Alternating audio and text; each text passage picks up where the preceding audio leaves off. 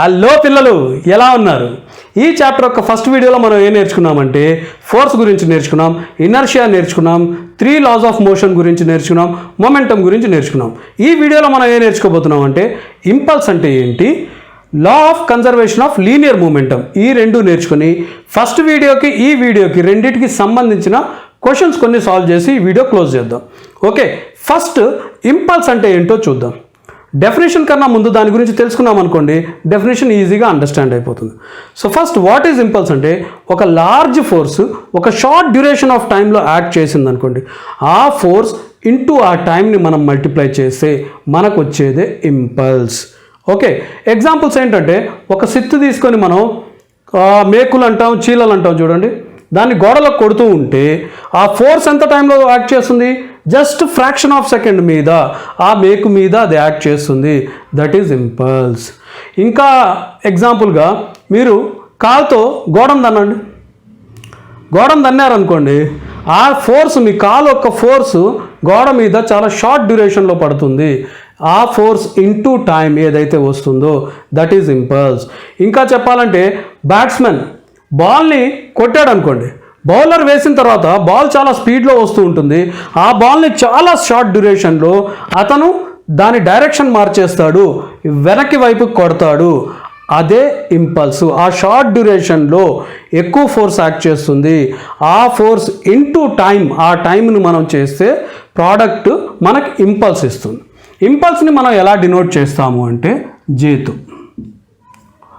J is a vector quantity. అంటే impulse is a vector quantity. ఎందుకు అయ్యింది? అది ఫోర్స్ ఇంటూ టైం కాబట్టి. Force into time, time scalar quantity, force vector quantity. So vector into scalar మనకు vector quantity ఇవ్వాలి. So impulse is a vector. Okay, done. దీని units ఏంటంటే, force యొక్క unit newton, టైంకి seconds. So newton second is the unit. దీని units మనం కావాలంటే ఇంకా రాసుకోవచ్చు. KG metre per second square newton యొక్క యూనిట్స్ ఇంటూ సెకండ్స్.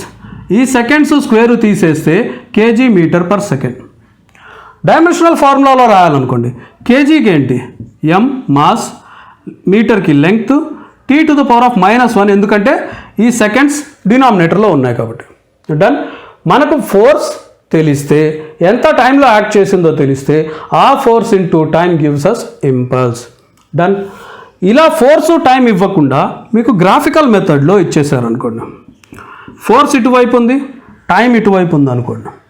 సో దీనికి మనకు డైరెక్ట్గా ఒక రెక్టాంగిల్గా ఇచ్చేసి ఫోర్స్ 10 న్యూటన్స్ అంటే అండ్ టైం 2 సెకండ్స్ నుంచి 4 సెకండ్స్ వరకు ఈ ఫోర్స్ యాక్ట్ చేసింది అని గ్రాఫికల్లో చూపిస్తే, how do we calculate impulse అంటే, impulse is equal to area under the FT curve.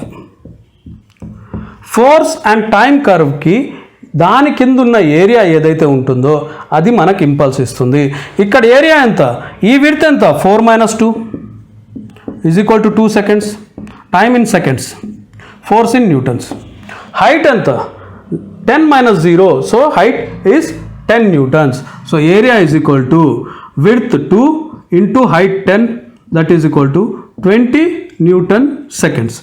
ఈ రకంగా మనం దీన్ని సాల్వ్ చేసేయచ్చు. డన్. అలా కాకుండా ఇదే గ్రాఫ్ని ఇలా ఇచ్చాడు అనుకోండి, ఈ షేప్లో ఇచ్చి టైం T1 నుంచి T2 వరకు యాక్ట్ చేస్తుంది అని చెప్పాడు అనుకోండి. ఇప్పుడు ఏరియా తీయడం కష్టం కదా, ఇంపల్స్ కావాలంటే ఏరియా అండర్ ఎఫ్టీ కర్వ్ అన్నాం. ఇక్కడ ఏరియా తీయడం కష్టం కాబట్టి ఈ ఏరియా అండర్ ద కర్వ్ తెలుసుకోవాలంటే మీరు క్యాల్కులస్లో ఇంటిగ్రేషన్ గురించి వీడియో చూసుంటే, the area under the curve gives ఏంటి, దీని integration, this is equal to integration of force with DT. ఫోర్స్ని డిటీతో మనం ఇంటిగ్రేట్ చేస్తే కూడా మనకు ఏమొస్తుంది, ఇంపల్స్ వస్తుంది. ఏరియా అండర్ ద కర్వ్ ఇస్తుంది ఇది. డన్.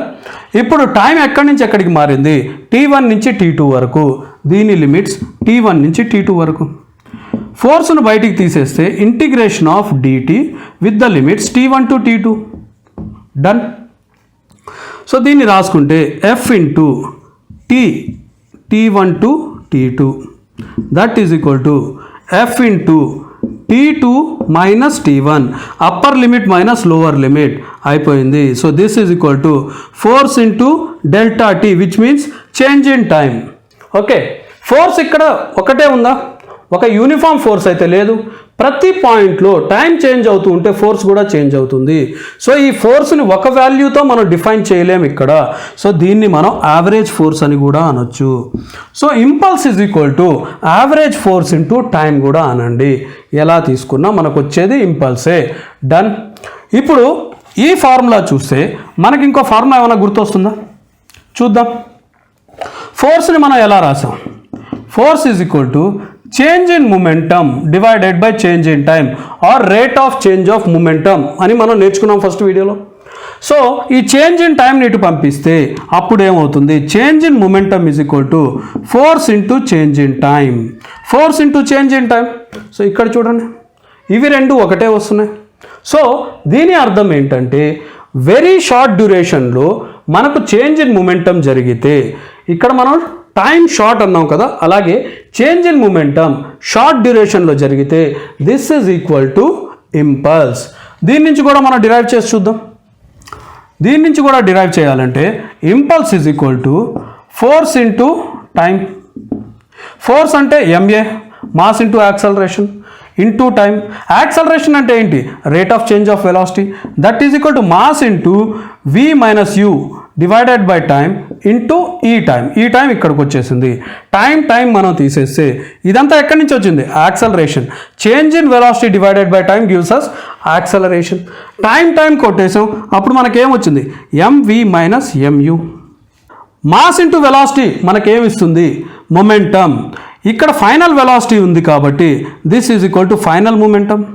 ఇక్కడ ఇనిషియల్ వెలాసిటీ ఉంది కాబట్టి ఇది ఇనిషియల్ మొమెంటమ్ అయి ఉండాలి. So this is equal to change in momentum. Final momentum minus initial momentum gives you change in momentum. So దీని అర్థం ఏంటి? Impulse is equal to change in momentum if the change in momentum is happening in a very short duration.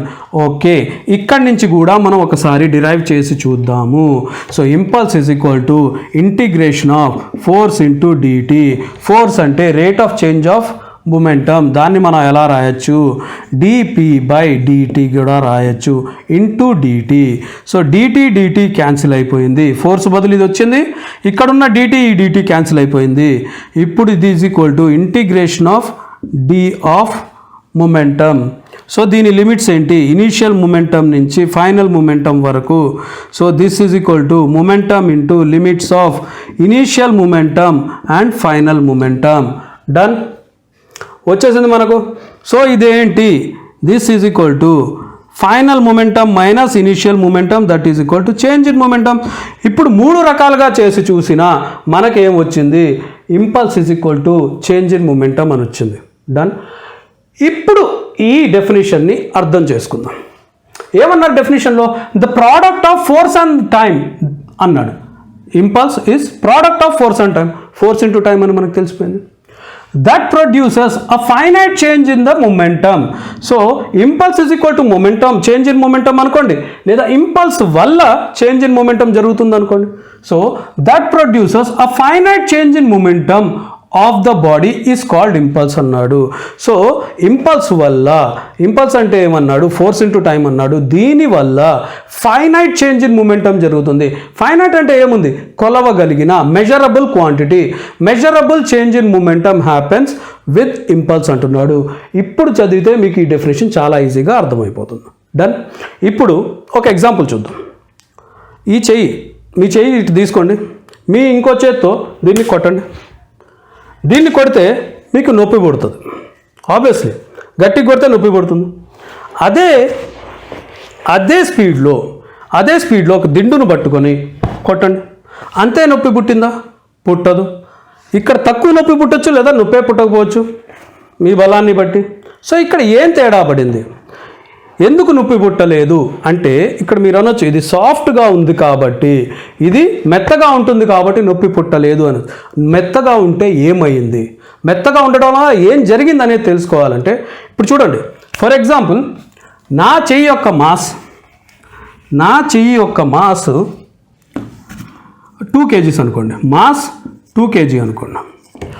ఈ చెయ్యిని తాకక ముందు దీని velocity v అనుకోండి, velocity v, అది 15 metre per second అనే వెలాసిటీతో వచ్చింది అనుకోండి. సో మొమెంటం ఏముండింది? Momentum is equal to mv or mu, that is equal to 2 into 15, that is equal to 30 kg metre per second square. So 30 kg metre per second అనేది మనకు momentum. ఎప్పుడు? ఈ చేతిని తాకకముందు లేదా ఈ దిండును తాకకముందు. డన్. చేతిని తాకంగానే ఏమైపోయింది? ఈ చెయ్యి రెస్ట్లోకి వచ్చేసింది. సో ఇప్పుడు ఏమైంది? వెలాసిటీ 0 అయిపోయింది. So this is initial momentum అనుకుంటే, ఫైనల్ మొమెంటం ఏంటి? Mass into velocity. కొత్త వెలాసిటీ ఏంటి? 0. So this is equal to 0. Done. Final momentum 0 అయింది. సో చేంజ్ ఇన్ మొమెంటం ఏమైంది? 0 - 30, that is equal to -30, or దీని యొక్క మాడ్ వేసుకుంటే, దీని యొక్క మ్యాగ్నిట్యూడ్ వేసుకుంటే 30 kg మీటర్ పర్ సెకండ్ అనే మొమెంటం వచ్చింది. Change in momentum 30 kg metre per second వచ్చింది. డన్. ఇప్పుడు కూడా ఏమైంది? దిండును కొట్టినప్పుడు కూడా ఏమైంది? సేమ్ ఇనీషియల్ మొమెంటం ఉండింది. కొట్టిన తర్వాత ఈ చెయ్యి మళ్ళీ రెస్ట్లోకి వచ్చేసింది. ఇప్పుడు కూడా చేంజ్ ఇన్ మొమెంటం సేమే. మళ్ళీ మనకు ఫోర్స్ ఎందుకు తక్కువ అనిపించింది అంటే, ఇది కొట్టంగానే ఇది ఇక్కడ టచ్ చేయడానికి ఎంత టైం పట్టింది? చాలా షార్ట్ డ్యూరేషన్, 1 సెకండ్ అనుకోండి. సెకండ్ కన్నా తక్కువ మనం కొలవడానికి ఇది 1 సెకండ్ అనుకుంటే, అదే దిండును కొట్టడానికి, దిండుని ఎప్పుడైతే మనం కొట్టామో ఇదేమైంది? లోపలికి వెళ్తుంది. సో నా చెయ్యి రెస్ట్లోకి రావడానికి ఇక్కడ ఎక్కువ టైం తీసుకుంది, ఇక్కడికన్నా ఇక్కడ ఎక్కువ టైం తీసుకుంది. దీన్ని ఫర్ ఎగ్జాంపుల్ 3 సెకండ్స్ అనుకుంటే, దీన్ని 3 సెకండ్స్ అనుకుంటే, సో ఫస్ట్ హ్యాండ్ని టచ్ చేసినప్పుడు మనకు చేంజ్ ఇన్ మొమెంటం వచ్చేసింది. So impulse is equal to change in momentum is equal to 30 kg metre per second మనకు తెలిసిపోయింది. ఇప్పుడు ఫోర్స్ ఎంత అయ్యింది? Force is equal to force హ్యాండ్ని కొట్టినప్పుడు, చేతిని కొట్టినప్పుడు మనం టైం ఎంత అనుకున్నాం? 1 సెకండ్ అనుకున్నాము. So change in momentum divided by change in time, that is equal to ఎంత? 30 divided by 1 is equal to 30 kg or newton. 30 newtons తీసేసుకోవచ్చు. అదే పిల్లో, ఫోర్స్ ఆన్ పిల్లో ఏమైంది? Change in momentum divided by change in time. పిల్లోకి మనం ఎంత time అనుకున్నాం? ఎక్కువ time పట్టింది. మనం మన ఎగ్జాంపుల్ కోసం 3 సెకండ్స్ అనుకుంటూ ఉన్నాం. సో ఇది కొట్టడానికి 3 సెకండ్స్ తీసుకుంటే, so that is equal to 30 divided by 3 is equal to 10 newtons. So దీని అర్థం ఏంటంటే, ఎప్పుడైతే impulse is equal to force into time అని ఇచ్చామో, టైం పెరిగిపోతే average force automatically decreases. Average force automatically decreases. So ఇంపల్స్లో ఏదైతే ఫోర్స్ యాక్ట్ చేస్తుందో that is a variable force which varies with the time. Time పెరిగితే ఫోర్స్ తగ్గిపోయింది, time తగ్గితే force పెరుగుతుంది. ఎందుకంటే ఇంపల్స్ మనకు స్టాండర్డ్గా ఉండిపోయింది. ఇంపల్స్ 30 అనేది చేంజ్ కావట్లేదు. అలాగే ఇంపల్స్ మనకు తెలిస్తే మనం అక్కడ ఆ ఇంపల్స్లో యాక్ట్ చేసే ఫోర్స్ ఒక ఇంపాక్ట్ తగ్గించాలంటే టైంని పెంచాలి. ఇప్పుడు రెగ్యులర్ ఎగ్జాంపుల్స్లో కూడా మనం తీసుకోవచ్చు. ఈ గ్లాస్ ఉంది, దీన్ని పైనుంచి వదిలేసాను అనుకోండి. పైనుంచి వదిలితే ఏమవుతుంది? అక్కడ చేంజ్ ఇన్ మొమెంటం, ఇది ఒక వెలాసిటీ కింద గ్రౌండ్ని తాకకముందు ఒక వెలాసిటీ ఉంటుంది. గ్రౌండ్ని తాకిన తర్వాత ఇది సడన్గా 0లోకి వచ్చేస్తుంది మొమెంటం. వెలాసిటీ 0 అయితే మొమెంటం 0 అయిపోతుంది. Change in momentum happens in a sudden time. So impulse happens in a very short time. అప్పుడు ఫోర్స్ ఎక్కువ ఉండడం వల్ల ఇది విరిగిపోతుంది. అదే కింద ఈ దిండు పెట్టి ఇది నేను ఇలా తోసాను అనుకోండి, తోసినా ఇది విరగట్లేదు. ఎందుకు? ఇక్కడ లోపలికి వెళ్ళడానికి కుషన్ వల్ల ఎక్కువ టైం తీసుకుంటుంది. ద ఫోర్స్ ఇక్కడ డిక్రీజ్ అయిపోయింది. Same thing happens when fielder catches a ball. Fielder బాల్ని ఏం చేస్తాడు? పట్టుకున్న తర్వాత దాన్ని చెయ్యిని వెనక్కి అంటాడు. సో పట్టుకోగానే చేతిని ఇలా పట్టుకున్నాడు అనుకోండి, ఇక్కడ ఏమవుతుంది? చేంజ్ ఇన్ మొమెంటం షార్ట్ డ్యూరేషన్లో జరిగిపోతుంది కాబట్టి ఇక్కడ ఎక్కువ నొప్పి వేస్తుంది. నొప్పి పడకుండా ఉండడానికి ఆ చెయ్యిని వెనక్కి తీసుకుంటాడు fielder. Okay, that is also an example. ఇలాంటి గాజు సీసాలు షిఫ్టింగ్లో పగలకుండా ఉండడానికి ప్యాకర్స్ అండ్ మూవర్స్ వాళ్ళు ఏం చేస్తారు, పేపర్లో చుట్టేస్తారు. పేపర్లో చుట్టి దాని చుట్టూరా పేపర్ లేదా గడ్డి పెడతారు. అప్పుడు ఏమవుతుందంటే దీన్ని తీసుకెళ్ళి షిఫ్టింగ్ చేస్తున్నప్పుడు బండిలో కానివ్వండి, వాళ్ళు మోస్తున్నప్పుడు కానివ్వండి, ఇది కదిలినప్పుడు ఆ పేపర్ లేదా ఆ గడ్డి దీనికి కుషన్గా యాక్ట్ చేసి ఆ ఇంపల్స్ యొక్క ఫోర్స్ని తగ్గించడం వల్ల ఇవి పగలకుండా ఉంటాయి. దీంట్లో ఇంకా ఎగ్జాంపుల్స్ చెప్పుకోవాలంటే మనకు షాక్ అబ్జార్బర్స్, మన బైక్ కార్లో షాక్ అబ్జార్బర్స్ ఉంటాయి. మనం వెళుతూ సడన్గా బ్రేక్ కొడితే ఆ షాక్ అబ్జార్బర్స్ ఏం చేస్తాయి, ఆ మన బాడీని కూడా రెస్ట్లోకి రావడానికి ఈ కొంత టైం ఎక్కువ తీసుకుంటాయి. సడన్ జర్క్ ఫీల్ అవ్వకుండా చేస్తాయి. ఆ టైం ఎక్కువ తీసుకోవడం వల్ల మనం బండిలోంచి బయటపడకుండా, బండి మీద నుంచి కింద పడకుండా మనం ఆగుతాము. ఇంకా ఎగ్జాంపుల్ ఇవ్వాలంటే 100 మీటర్ రేస్ చూసారా, ఉసేన్ బోల్ట్ పరిగెత్తేవి, వాళ్ళు అంత ఫాస్ట్గా పరిగెత్తే రన్నర్స్ యొక్క రేస్ మీరు చూస్తే అతను ఫినిష్ లైన్ దగ్గరకు వచ్చేసరికి చాలా స్పీడ్లోకి వస్తాడు. ఫినిష్ లైన్ అయిపోయింది, గెలిచేసిన తర్వాత ఏం చేస్తాడు, ఒక్కసారిగా ఆగిపోడు కదా. ఫినిష్ లైన్ దాటంగానే అతను ఆగిపోతే చేంజ్ ఇన్ మొమెంటం అంటే ఆ అతని మాసు ఉన్న స్పీడ్ని, ఒక స్పీడ్ ఉండింది, మాస్ ఇంటూ వెలాసిటీ అతని మొమెంటం ఉండింది, దాన్ని ఒక్కసారిగా జీరో చేస్తే ఆ షార్ట్ డ్యూరేషన్లో అతని మీద ఫోర్స్ ఎక్కువ పడి కింద పడిపోయే అవకాశాలు ఉంటాయి. అందుకు కింద పడకుండా ఉండడానికి వీళ్ళు ఏం చేస్తారు అంటే వాళ్ళ స్పీడుని తగ్గించుకుంటూ వెళ్ళి, స్పీడ్ అంటే ఎండ్ లైన్ అయితే దాటేశారు, దాటిన తర్వాత కూడా ఆ టైంని ఇంకొంచెం పెంచుకుంటూ వెళ్ళి వాళ్ళు స్లో చేసుకుంటూ ఆగుతారు. సో ఇంపల్స్ మన డైలీ లైఫ్లో కూడా ఎలా ఇంపాక్ట్ చేస్తుందో మనం చూసేసాం. ఇప్పుడు లా of conservation of linear momentum ఏం చెప్తుందో చూద్దాం. The law of conservation of linear momentum states that the total momentum of an isolated system of interacting particles remains constant if there is no external force acting on it అంటున్నాడు. చదవడానికి కన్ఫ్యూజన్గా ఉంది. So simple టర్మ్స్లో చెప్తాను చూడండి. ఒక system ఉందనుకోండి, ఆ system మీద external force act చేయనంత వరకు ఆ మొమెంటం ఏదైతే ఉందో కాన్స్టెంట్గా ఉంటుంది. సెకండ్ లా ఆఫ్ మోషన్ కూడా ఆల్మోస్ట్ ఇదే మాట అన్నది. సో ఎక్స్టర్నల్ ఫోర్స్ యాక్ట్ చేస్తే external force is equal to change in momentum divided by time or rate of change of momentum. If ఈ ఫోర్స్ జీరో అయితే, ఎక్స్టర్నల్ ఫోర్స్ జీరో అయితే change in momentum will be zero. అంటే రెస్ట్లో ఉన్న body రెస్ట్లోనే ఉంటుంది. Already మోషన్లో ఒక వెలాసిటీతో motion అవుతున్న బాడీ అదే వెలాసిటీలో వెళుతుంది, వెలాసిటీ మారదు. ఇదే మాట చెబుతుంది లా of conservation of linear momentum. ఇప్పుడు దీంట్లో కొత్త కొన్ని పదాలు వాడాడు, ఇంటరాక్టింగ్ పార్టికల్స్, ఇవన్నీ. దీని గురించి ఐసోలేటెడ్ సిస్టమ్, ఇంటరాక్టింగ్ పార్టికల్స్ ఇలాంటి పదాలని అండర్స్టాండ్ చేసుకోవడానికి ఒక చిన్న ఎగ్జాంపుల్ ఇస్తాను చూడండి. సో ఒక కారు ఉందనుకోండి, దీంట్లో మీరు కూర్చొని ఉన్నారనుకోండి, మీరేం చేస్తారు, ముందున్న సీటుని తోసి కారుని కదపాలనుకున్నారనుకోండి. మీరు ఈ సీటుని ఎంత తోసినా ఈ కారు అయితే మోషన్లోకి రాదు. సీటు కదులుతుందేమో కానీ కారు కదలదు. ఈ మొత్తం కారు ఒక ఐసోలేటెడ్ సిస్టమ్ అనుకుంటే ఇవన్నీ దాంట్లో ఉన్న ఇంటరాక్టింగ్ పార్టికల్స్, అంటే ఇది కదిలితే ఇవి కూడా కదులుతాయి, ఇది ఆగితే ఇది కూడా ఆగుతాయి. ఇలాంటి ఇంటరాక్టింగ్ పార్టికల్స్ ఉంటే ఇవన్నీ పార్టికల్స్ ఆఫ్ దిస్ సిస్టమ్ అవుతాయి. ఇలాంటి సిస్టమ్ ఉన్నప్పుడు ఈ ఇంటర్నల్ ఫోర్సెస్ వల్ల దీంట్లో మొమెంటం రాదు. ఎక్స్టర్నల్ ఫోర్స్ పడనంత వరకు దీంట్లో మొమెంటంలో చేంజ్ ఉండదు. మొమెంటం రాదు కాదు, చేంజ్ ఇన్ మొమెంటం ఉండదు. అటువంటి టైంలో బయట నుంచి మీ ఫ్రెండ్ ఒకళ్ళు వచ్చి ఈ కారును తోశారు అనుకోండి. Now he is exerting external force వేస్తున్నారు. ఎక్స్టర్నల్ ఫోర్స్ వేయడం మొదలైన తర్వాత ఈ కార్ యొక్క స్పీడ్ మారిపోతుంది. స్పీడ్ మారడం అంటే మొమెంటం మారడం, చేంజ్ ఇన్ మొమెంటం జరుగుతుంది.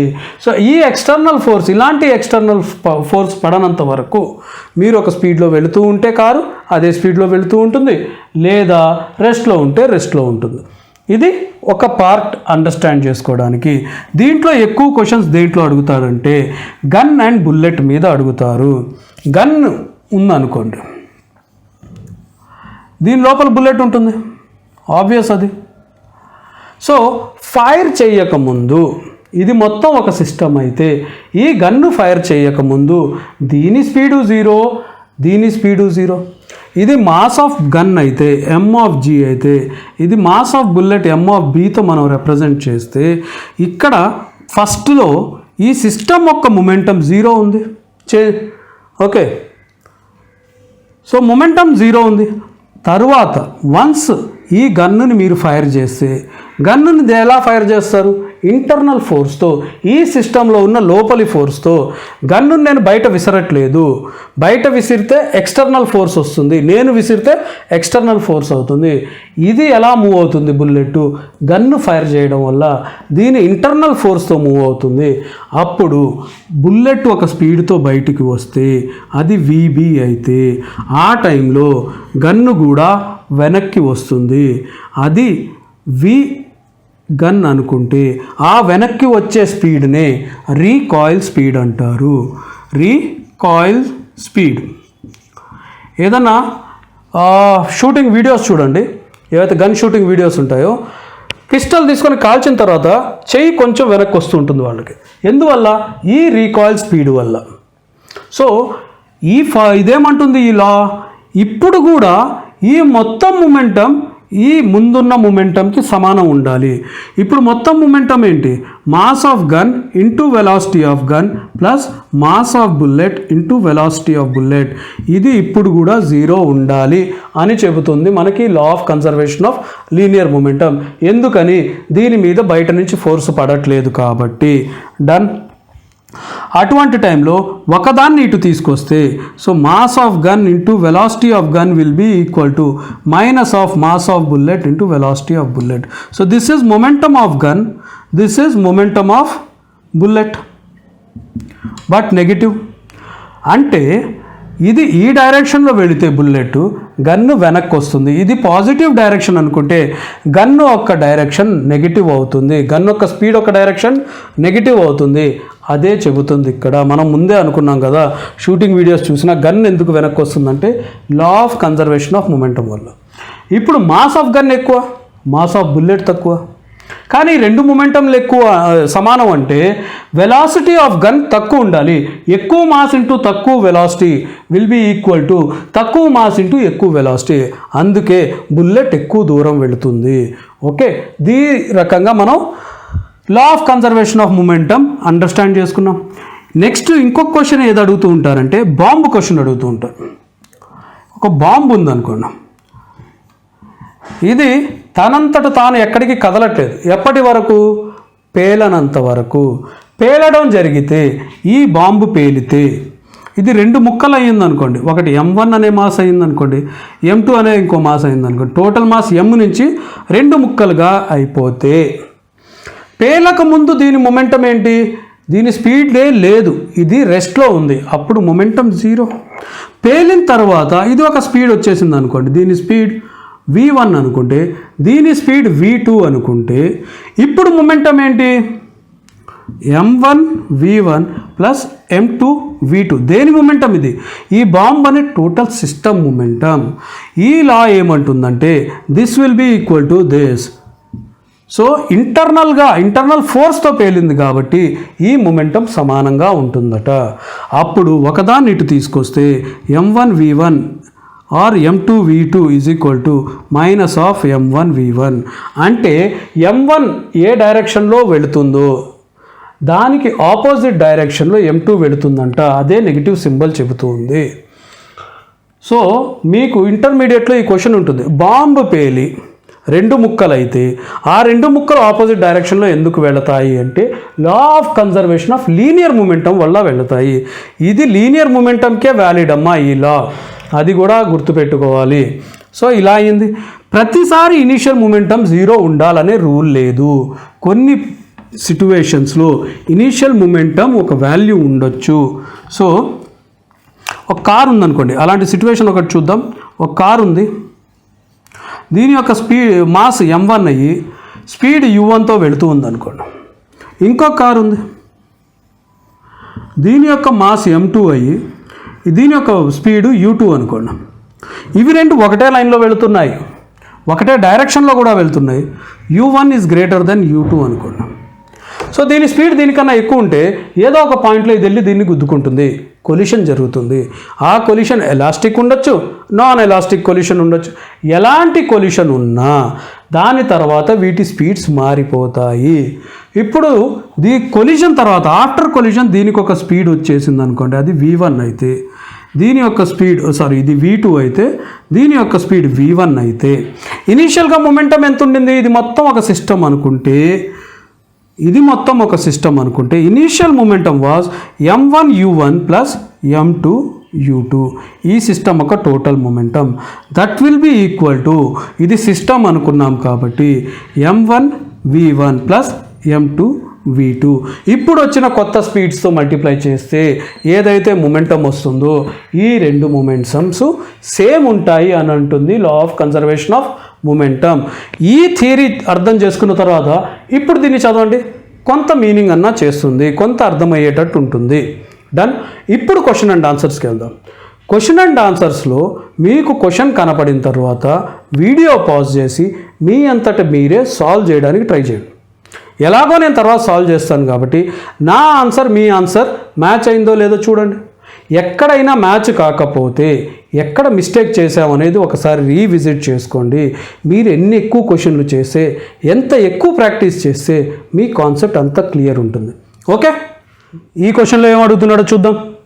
A body under the action of a force F is equal to 6i cap minus 8j cap plus 10k cap acquires an acceleration of 1 meter per second square.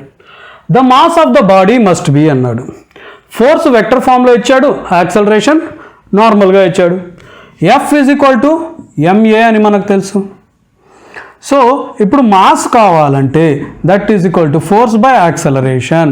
But force vector ఫామ్లో ఇచ్చాడు కాబట్టి దాని magnitude మనం తెలుసుకోవాలి.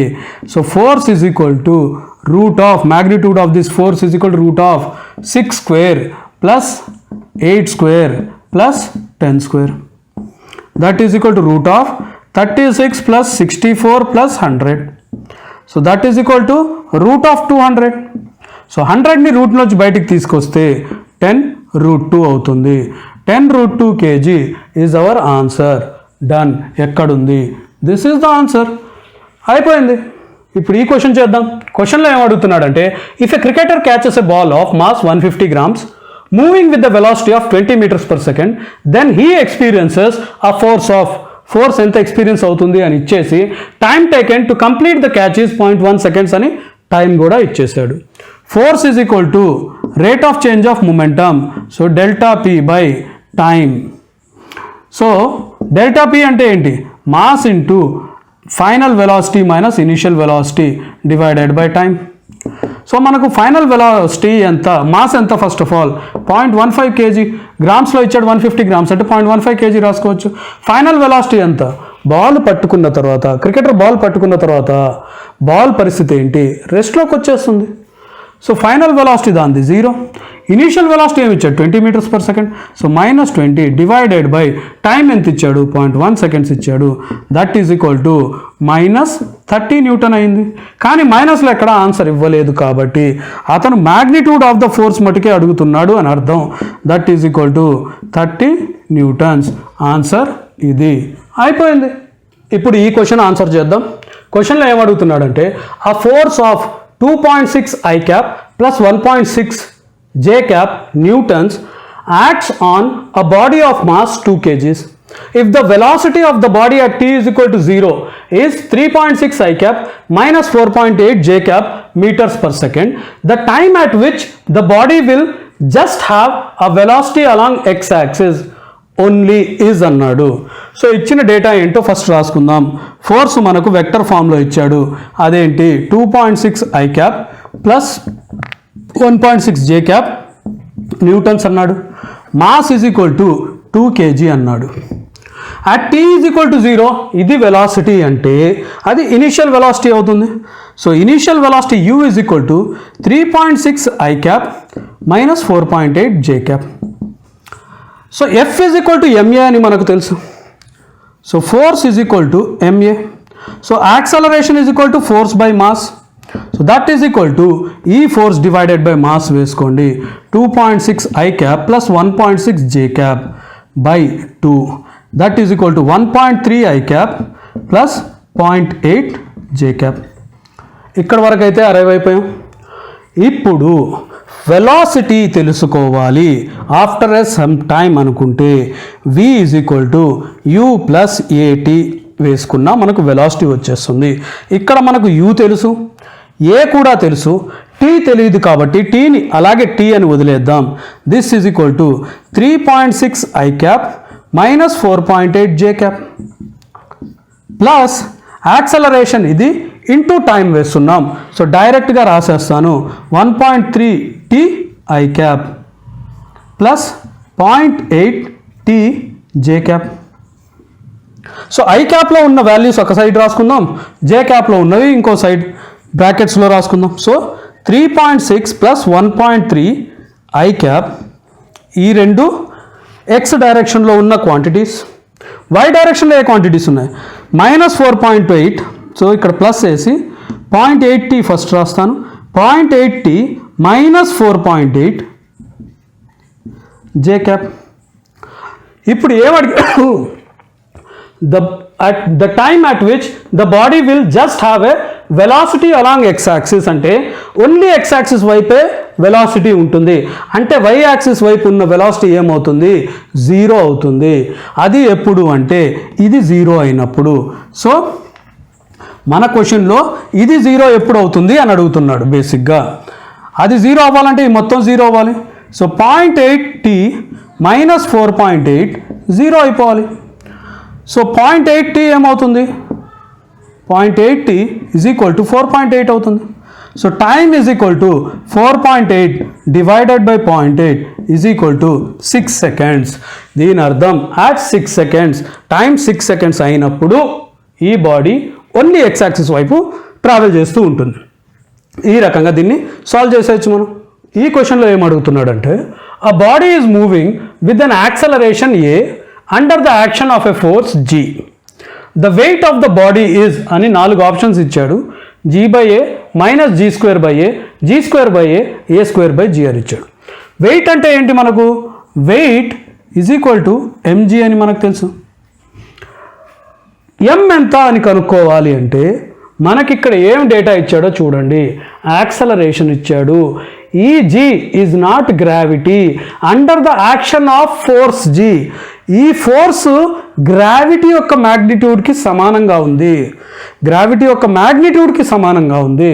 So F is equal to ma అని తెలుసు మనకు. F యొక్క వాల్యూ gకి సమానంగా ఉంది, యూనిట్స్ కాదు only value. g is equal to ma అని మనకు తెలుసు. సో మాస్ ఎంత అని రాసుకోవచ్చు మనం, gravity divided by acceleration. Sorry, g divided by a, not gravity. ఇది force divided by acceleration, g divided by a వచ్చేసింది. సో m బదులు ఇది వేస్తే g divided by a into g which is equal to g²/a. So ఇక్కడ confuse చేయడానికి ఈ పదం వాడాడు. దీన్ని గ్రావిటీ అనుకుంటాం అనుకున్నాడు. కాకపోతే మీరందరూ స్మార్ట్ కాబట్టి మీకు తెలుసు this g represents the magnitude of the force. ఇది g న్యూటన్స్. 9.8 అయితే 9.8 న్యూటన్ అనే ఫోర్స్ ఉంది, అదే అంటున్నాడు. ఇలా వెయిట్ చేస్తే మనకు g²/a అనే వెయిట్ వచ్చేస్తుంది. డన్, ఇదే మన ఆన్సర్. ఓకే, ఈ క్వశ్చన్లో ఏమడుగుతున్నాడంటే the force F acting on a mass m is indicated by the force time graph shown below. The change in momentum of the particle over the time interval 0 to 8 seconds is అని అడిగి ఈ graph ఇచ్చి మనకు 4 options ఇచ్చాడు. 24 Newton seconds, 20 newton seconds, 12 newton seconds, 6 Newton seconds, ఈ 4 options ఇచ్చాడు. So ఈ గ్రాఫ్ను ఫస్ట్ స్టడీ చేస్తే మనం ఈ వీడియో స్టార్టింగ్లోనే నేర్చుకున్నాం. Area in f t force and time graph gives us impulse. ఇంపల్స్ని మనం ఏమని కూడా అనొచ్చు, చేంజ్ ఇన్ మొమెంటం కూడా అనొచ్చు. ఇప్పుడు మనల్ని ఏం అడుగుతున్నాడు, ద చేంజ్ ఇన్ మొమెంటం అడుగుతున్నాడు. ఓకే, సో ఎక్స్ యాక్సిస్ పైన ఉన్న ఏరియాస్ అన్ని పాజిటివ్ ఏరియాస్ అవుతాయి. సో ఇది పాజిటివ్ ఏరియా, ఇది పాజిటివ్ ఏరియా. కిందున్న ఏరియాస్ నెగిటివ్ అవుతాయి. సో ఇదొక్కటే negative area. So total area change in momentum is equal to area under graph, area under FT graph. So అదెంత, ఈ ట్రయాంగిల్ యొక్క ఏరియా ఎంత, half into base into height, that is equal to half into 2 into 6, height 6 కదా. తర్వాత ఇది చూడండి, minus ఈ area ఎంత, బేస్ 4 - 2 2 seconds, ఈ హైట్ ఎంత 3 న్యూటన్స్. సో 2 ఇంటూ 3 ప్లస్ ఈ ఏరియా చేయాలి. 6 నుంచి 4 8 to 4 అంటే ఈ 4 seconds అవుతుంది. హైట్ ఎంత 3 seconds. సో 4 ఇంటూ 3 అయిపోయింది. సో ఇది నుంచి ఈ 2 పోతే ఇది 6 అయింది. 2 3s are 6, ఈ 6 ప్లస్ మైనస్ అయిపోతే మిగిలింది మనకేంటి 4 3s are 12. So 12 newton seconds is the answer. చాలా ఈజీ. ఎక్కడుంది, ఇక్కడ ఉంది. డన్, అయిపోయింది. ఇప్పుడు ఈ క్వశ్చన్లో ఏం అడుగుతున్నాడంటే, a stone is dropped from a height h, it hits the ground with a certain momentum p. If the same stone is dropped from a height 100% more than the previous height, then the momentum when it hits the ground will change by అన్నాడు. First క్వశ్చన్లో 2 cases ఇచ్చాడు. Case 1లో height H అంట, momentum P అన్నాడు. So P అంటే mass into velocity. Stone drop చేశాడు అంటే వదిలేస్తే initial velocity 0. So మనకు తెలిసిందేంటి, v² - u² is equal to 2as.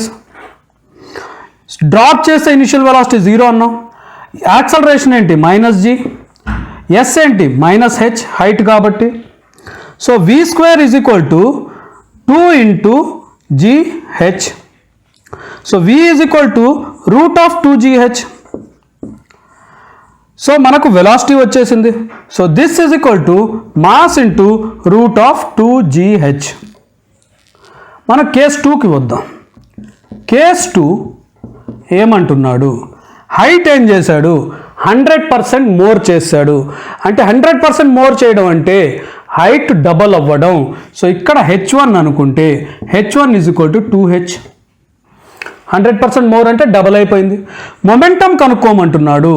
Momentum ఇది, దీన్ని మనం p1 అనుకుంటే p1 is equal to mass into ఈ కొత్త వెలాసిటీని v1 అనుకుందాం. సో ఇదే ఫార్ములా మళ్ళీ ఇక్కడ కూడా వాడితే v² - u² is equal to 2g into 2h. ఇది కూడా డ్రాప్ చేశాడు కాబట్టి v² 0నే అవుతుంది. Done. So v is equal to √2 into 2gh. √2gh అంటే ఇది v1², sorry. So v1 is equal to √2 into 2gh. √2gh ఏంటి v అనుకున్నాం. సో ఇది ఎంత అయింది, √2v అయిపోయింది. √2v అయిపోయింది. So this is equal to m into √2v. m into v ఎంత p. So this is equal to √2p. So p ఉన్న momentum double height చేస్తే √2p అయ్యింది. అంటే ఎంత మారింది అంటే p1 - p, ఇది మార్పు. అది ఎంత, √2p - p. సో √2p ఎంత 1.414 p - p. So change is equal to ఇది. So this is equal to 0.41 p అయింది. పర్సంటేజ్లో ఎంత అంటే ఇంటూ 100 చేయండి. సో 41% ఆఫ్ ద పీకి 41% ఇంక్రీజ్ అయ్యింది, 141% ఆఫ్ పీ అయ్యింది. చేంజ్ ఎంత అయిందంటే 41%. ఎక్కడుంది ఆన్సర్? ఇది ఆన్సర్. ఈ రకంగా ఈ క్వశ్చన్ని మనం సాల్వ్ చేయొచ్చు. ఈ క్వశ్చన్లో ఏమడుగుతున్నాడంటే a bullet is fired from a gun. The force on the bullet is given by F is equal to 600 minus 2 into 10 to the power of 5 T, where F is in Newton and T in second. The force on the bullet becomes 0 as soon as it leaves the barrel. What is the average impulse imparted to the bullet అన్నాడు. 4 options ఇచ్చాడు. 1.8 newton seconds, B 0, C 9 newton seconds, D 0.9 newton seconds అన్నాడు. So first impulse కావాలంటే impulse is equal to force into time. Force దేంట్లో ఇచ్చాడు మనకు? Force quadratic ఈక్వేషన్లో ఇచ్చాడు. So అటువంటి టైంలో దీన్ని మనం ఇంటిగ్రేషన్ ఆఫ్ ఎఫ్ డిటి అని రాసుకోవచ్చు. ఫోర్స్ ఎంతసేపు యాక్ట్ చేసిందంట? Force on the bullet becomes 0 as soon as it leaves the barrette. ఇది గన్ అయితే ఇక్కడ నుంచి బుల్లెట్ బయటికి వచ్చే వరకు మటుకే ఫోర్స్ యాక్ట్ చేసింది. సో టైము ఫస్ట్ 0 నుంచి స్టార్ట్ అవుతుంది. తర్వాత ఎంతసేపు టైం ఉండింది? Force ఉన్నంతసేపే time. బ్యారల్ నుంచి బయటికి రాగానే ఫోర్స్ 0 అయిపోయింది. సో టోటల్ టైం ఎంత? బ్యారల్లో ఉన్న time 0 is equal to 600 minus 2 into 10 to the power of 5t. ఇక్కడ ఏం చేసాం? ఫోర్స్ బదులు 0 చేసాం. ఎంత టైంలో అయ్యింది అనేది తీసుకోవడానికి. అంత టైం వరకే దాని మీద ఇంపల్స్ ఉన్నట్టు. ఫోర్స్ ఇంటూ ఆ టైం కావాలి. సో టైం ఎంత మనకు? Time is equal to 600. ఈ 600ని ఇటు తీసుకొచ్చేస్తే తరువాత ఏమవుతుంది? ఇది 2 into 10 to the power of 5t is equal to 600 అవుతుంది. సో దాని తర్వాత ఈ t is equal to 600/2 into 10 to the power of 5 అయిపోయింది. So total time, final time ఎంత? Is equal to 600/2 into 10 to the power of 5. So ఇక్కడ 2 జీరోలు తీసేద్దాం. ఇక్కడ 5 జీరోల నుంచి 2 తీసేస్తే 3 జీరోలు మిగిలింది. ఈ 2 తీసేస్తే ఇక్కడ 3 మిగిలింది. 3/10 to the power of 3 వచ్చింది. ఇదే దీన్ని మనం 3/10 to the power of 3 ఎలా తీసుకొచ్చాం? 2 జీరోస్ తీసేసి ఈ 5లోంచి 2 తీసేస్తే 3 జీరోస్ మిగులుతాయి. 2 3s are. So 3/10 to the power of 3 మనకు వచ్చేసింది. డన్. టైం వచ్చింది. సో ఈ ఇంపల్స్ ఎప్పటి నుంచి ఎప్పటికి యాక్ట్ చేసిందంటే 0 నుంచి t వరకు. డన్. సో ఎఫ్ బదులు ఏం రాయొచ్చు మనం? So J is equal to F బదులు integration of 600 minus 2 into 10 to the power of 5t, దీనికి dt వేస్తే ఈ ఇంటిగ్రేషన్ చేస్తే మనకేం వస్తుంది? Integration of 600t minus 2 into 10 to the power of 5 t square divided by 2 వస్తుంది. లిమిట్స్ 0 to t వరకు. 2 పోయింది అనుకుందాం. ఓకే, మనకేం మిగిలింది? 600t minus 10 to the power of 5 t square మిగిలింది. డన్. ఇప్పుడు t లిమిట్స్ t నుంచి 0 వరకు. 0తో వచ్చినప్పుడు ఇది మొత్తం 0 అయిపోతుంది కాబట్టి మనకు t లిమిట్స్లో ఎంత ఉందో తీసుకుంటే ఫోర్సు మనకు వచ్చేస్తుంది answer. 600 into 3/10 to the power of 3. Done. t బదులు ఇది రాసుకున్నాను.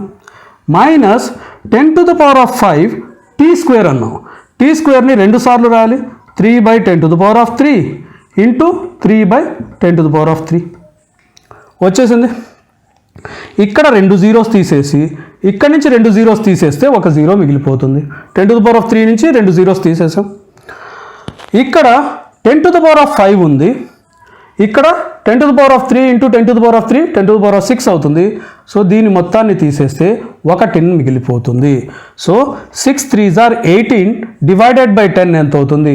18/10 1.8 అయింది. Minus 3 3s are 9 divided by 10 9 divided by 10 0.9 అయింది. సో ఆన్సర్ ఎంత? 0.9 న్యూటన్ సెకండ్స్. ఈ ఆన్సర్ ఎక్కడన్నా ఉందా? ఉంది. ఇక్కడ. డన్. మన ఆన్సర్ వచ్చేసింది. ఇప్పుడు ఈ క్వశ్చన్ చేద్దాం. ఇది చాలా టిపికల్ క్వశ్చన్. చాలాసార్లు రిపీట్ అవుతూ ఉంటాయి. ఇలాంటి క్వశ్చన్స్ వచ్చినప్పుడు డైరెక్ట్గా ఫార్ములా వేసేయవచ్చు. ఆ ఫార్ములా ఎలా వస్తుందో డిరైవ్ చేసి మీకు చూపిస్తాను. సో జాగ్రత్తగా వినండి. A 0.5 kg ball moving with speed of 12 meter per second strikes a hard wall at an angle 30 degrees with the wall. It is reflected with the same speed and at the same angle. If the ball is in contact with the wall for 0.25 seconds, the average force is అని అడిగాడు. మనకేమిచ్చాడు? Mass ఇచ్చేసాడు. అదెంత? 0.5 kg అన్నాడు. డన్. Velocity or speed ఇచ్చేసాడు, that is equal to 12 metres per second ఇచ్చేసాడు. Time కూడా ఇచ్చాడు, 0.25 సెకండ్స్ అనే టైం ఇచ్చేసాడు. మనకేం కావాలంటున్నాడు? యావరేజ్ ఫోర్స్ అడుగుతున్నాడు. So force is equal to delta P, change in momentum divided by time. ఇది మనకు తెలిసిందే. చేంజ్ ఇన్ మొమెంటమ్ అంటే ఏంటి? Final momentum minus initial momentum. ఇప్పుడు ఇక్కడ ఈ బాల్ యొక్క మాసు మారట్లేదు, వెలాసిటీ మారట్లేదు. ఇదేమైంది? ఇటు వచ్చి ఈ వాల్ని ఇక్కడ టచ్ చేసి ఇటు వాపస్ వచ్చేసింది. ఇక్కడ వాల్తో చేసిన యాంగిల్ 30 డిగ్రీస్, ఇక్కడ కూడా అదే 30 డిగ్రీస్ ఉంది. ఈ 30 డిగ్రీస్ని మనం థీటా అనుకుంటే ఈ యాంగిల్ ఏమన్నా మారనివ్వండి, ఏం ఫార్ములా వస్తుందో చూద్దాము. సో ఫైనల్ మొమెంటం ఎంత? సో ఫైనల్ మొమెంటం అంటే ఈ డైరెక్షన్లో ఉండేది, అదేమవుతుంది? ఇలా వస్తుంది కాబట్టి బాల్, సో ఈ డైరెక్షన్లో ఉంది. వెలాసిటీ కాబట్టి వెలాసిటీ రెండు డైరెక్షన్స్లో మారట్లేదు. దీన్ని రెండు కాంపనెంట్స్గా వేసుకుందాం, XY కాంపనెంట్స్. సో ఎక్స్ డైరెక్షన్లో ఏమవుతుంది? ఇది యాంగిల్ థీటా. ఎక్స్ డైరెక్షన్లో ఏమవుతుంది? V sin థీటా అవుతుంది. ఎందుకంటే ఇది అడ్జసెంట్ సైడ్ కాదు కాబట్టి. ఇది అడ్జసెంట్ సైడ్, ఇది V cos థీటా అవుతుంది. So done. So final momentum is equal to mass into velocity. Mass into x యాక్సిస్లో ఉన్న వెలాసిటీ ఏంటి? M ఇంటూ ఎక్స్ యాక్సిస్లో ఉన్నది V sin theta. V sin theta I cab. ఇప్పుడు X యాక్సిస్లో ఏ డైరెక్షన్లో ఉంది? Negative డైరెక్షన్లో ఉంది. సో ఇది negative. So final momentum is equal to negative of MV sin theta I cab. తరువాత ఇది వై యాక్సిస్లో ఎలా ఉంది? వెలాసిటీ V cos థీటా ఉంది. దీనికి మాస్ మల్టిప్లై చేస్తే డైరెక్షన్ ఆఫ్ వెలాసిటీ కింద వైపుకే ఉంది, అంటే negative. So this is equal to minus MV cos theta J cap. Done. Final momentum వచ్చేసింది. ఇనీషియల్ మొమెంటం తీసుకుందాం. ఇనీషియల్ మొమెంటంలో ఏమవుతుందమ్మా? ఈ ఫోర్సు ఆర్ ఈ వెలాసిటీ బాల్ వచ్చేసి వాల్తో ఇక్కడ 30 డిగ్రీస్లో కాంటాక్ట్లోకి వస్తుంది. డైరెక్షన్ ఎలా ఉంది? ఈ డైరెక్షన్ ఉంది. ఇప్పుడు దీన్ని మనం రెండు కాంపోనెంట్స్గా మార్చుకోవాలి అంటే ఒకటి ఎక్స్ కాంపోనెంట్, ఒకటి వై కాంపోనెంట్. థీటా యాంగిల్ ఇక్కడ 30 అంటే ఇటు కూడా 30 డిగ్రీస్ ఉంటుంది. డన్. అడ్జసెంట్ సైడ్లో దీని వెలాసిటీ ఎంత అవుతుంది? ఇది V అయితే ఇది V cos థీటా అయిపోతుంది, కింద వైపుకు ఉంది. పై వైపు అంటే అడ్జసెంట్ కాని సైడు పర్పెండిక్యులర్ సైడ్లో ఎంత? V sin theta. ఇది మనకు తెలుసు. So initial momentum is equal to x యాక్సిస్లో పాజిటివ్ డైరెక్షన్లో ఉంది. సో ఇక్కడ plus MV sin theta I cap.